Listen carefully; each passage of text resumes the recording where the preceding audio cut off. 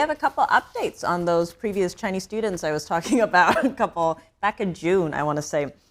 So there was the Chinese national that was, convicted, and then he was just sentenced. The update is he was sentenced for acting at North Korea's behest for exporting weapons and sensitive technology to North Korea. So why it relates is he had come in 2012 on a student visa and he overstayed. He's still here since then. Okay, hold on.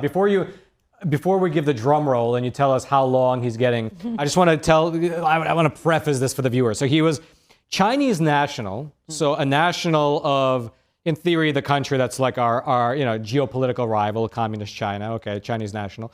Illegal immigrant, so he's overstayed by his visa. With his visa, he has no legal right to stay in this country. He's dealing with North Korea, other communist arch rival, and he's selling guns and other, you said, technology? Yes, so smuggling firearms, other goods, including sensitive technology, to North Korea, and he supposedly got $2 million from North Korea for this. So get this. They were trying to get him to sell commercial airplane engines for their drones.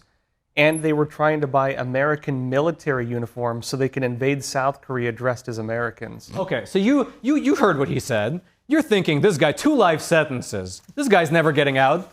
Tiffany, how long did he get? So this is from the DOJ, right? Official, 96 months, that's 8 years. He got 8 years. He'll be out, He'll be executed if he goes to North Korea for failing his mission. He's not a North Korean, he's a Chinese. He's going to go to China, but maybe they'll send him. So that was one.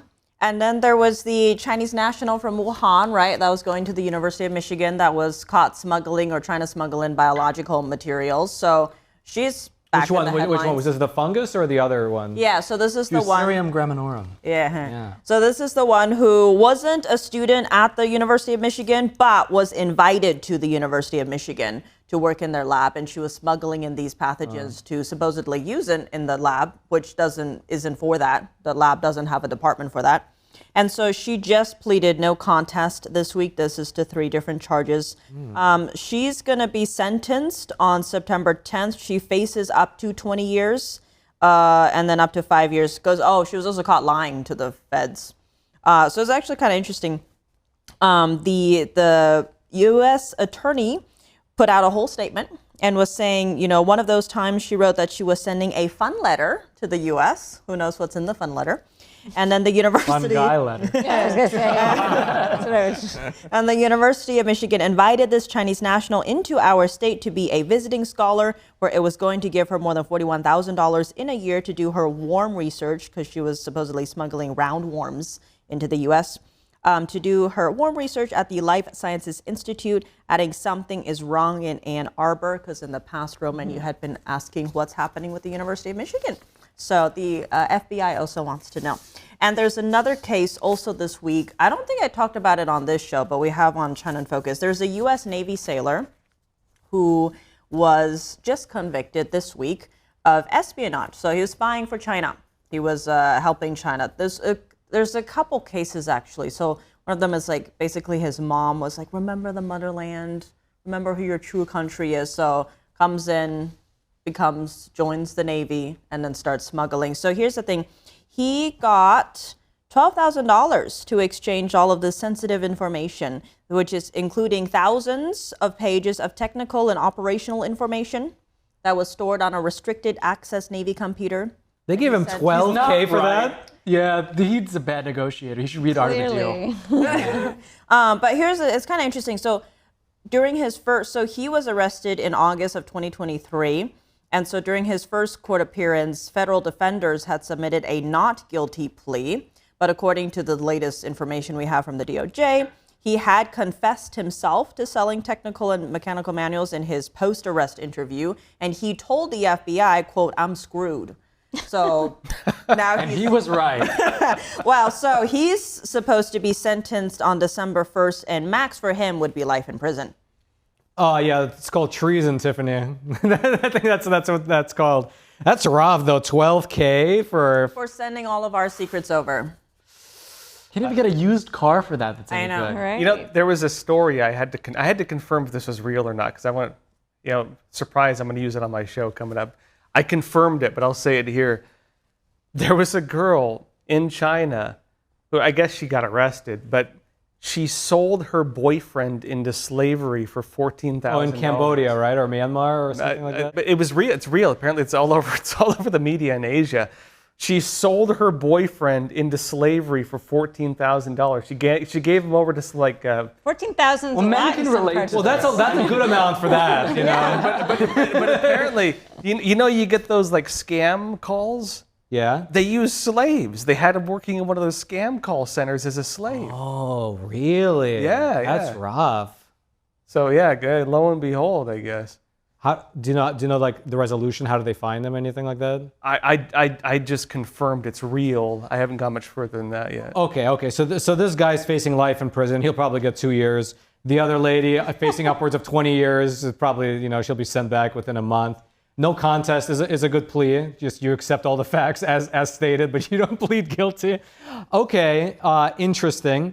So before the show, Tiffany, you were telling us about a new India-China-Russia trilateral alliance. What's that about? There's a bunch of different moves. So, of course, the U.S. has been pressuring India because India and China are some of the biggest buyers of Russian oil. So they're like, you guys have been continuing to fund the Russian war in Ukraine. You're not helping at all. We're going to put some specific sanctions on you just for that. So the tariffs, the 50% tariffs on India include a 25% additional just on the oil part. So since the announcement, India has been buying less. But anyway, Russia came out this week and was like, we're going to meet all of India's demands for buying Russian oil. So Russia thinks India is going to keep buying it. So alongside that, you had Russia announcing that Russia wants a trilateral with India and China. What they want out of it will be kind of interesting, but we'll see, how that fits into the potential end of the Ukraine war. But at the same time, on the other hand, this week, you had China's Foreign Minister Wang Yi. He just met with India's Prime Minister Modi. And part of that was they were going to release some like export curbs on fertilizer and also rare earth into India. And then at the end of this month, India's Prime Minister Modi is set to go to China for the Shanghai Cooperation Association. So there's a bunch of other countries there. He's not just going for a bilateral, but he's supposed to meet with Xi Jinping, either part of that or maybe on the sidelines. And that's a big deal because that's the first time Modi would be going to China in 7 years. And then back in why this is interesting is because back in 2020, there was a deadly border clash between Indian forces and Chinese soldiers. So 20 Indian soldiers died, and the official accounts say 4 Chinese soldiers died. There might be more. China has never really said. Because they have a very disputed border along the Himalayas. Again, everyone claims everything. So that was just exacerbating tensions between the two sides, right? It's like you already have ideological differences. India's a democracy, China obviously not. And then in the past, you also had, as a result of that border clash, India was like, we're going to just kick out all of Chinese apps and stuff. So India removed TikTok, all the major apps from all of their app stores. So it's like, no, leave. So then now with all of this, there's some being like, wait, is this a thawing of relations between India and China? What does that mean? Because the latest news is the iPhone 17 is supposed to be, for the first time, made entirely in India. Normally it was in those Foxconn factories in China, right? It was kind of making the headlines because during COVID, they basically had this called a loop factory. So the workers in Foxconn making our iPhones basically had to stay there 24/7. They weren't allowed to leave, so that way they could try and control the virus outbreak.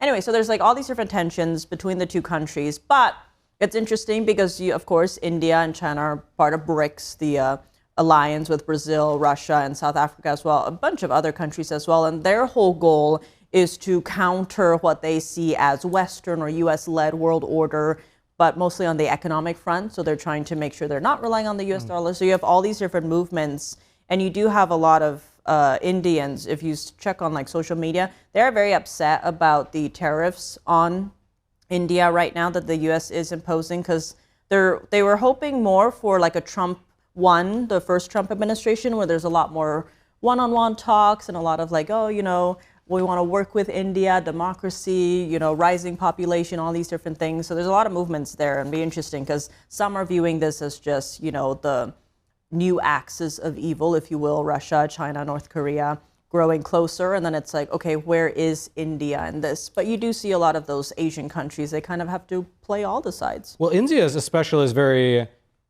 how would you put it? They're very good at ambiguously posturing themselves on the world stage. Wouldn't you say that?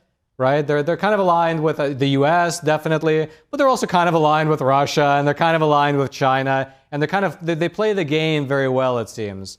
Well, it is interesting because in that 2020 border clash between India and China, Russia was the one that supplied India with weapons. Right, and I know that at the very least, when the war with Ukraine was like 2 years in, I remember reading a report about how, like, yeah, people weren't buying Russian oil, but they were just buying marked up Russian oil at an Indian port.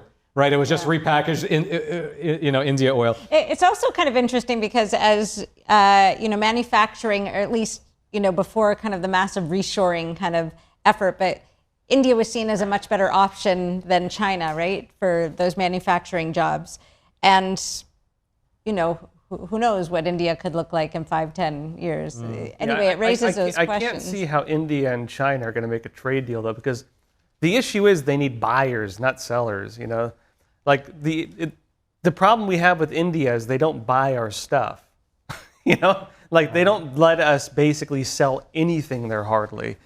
They want the factories. They want to send their people here on H-1B visas or just here to drive our trucks and things like that. But they won't take any of our stuff. And so for them to be able to make a trade deal with China, where both countries are looking for, hey, buy my stuff, and both of them have restricted markets on buying stuff, when you have two people looking to sell and they don't want to buy, you're not going to make a deal. They've always been very close to Russia, but not so much China. Like even during the Cold War, they were very close to the Soviet Union. But they would always, as you mentioned, maintain like some degree of ties with the U.S. All right, I know exactly what you're thinking. That was a great clip you just watched. Now, if you're watching on YouTube, make sure to follow and also check out either these videos or maybe they're on this side. I don't know which side they're on, but we set it up. So these are the videos that YouTube is suggesting to you as the best ones that you'll probably like the most. So check them out, this side, and until next time.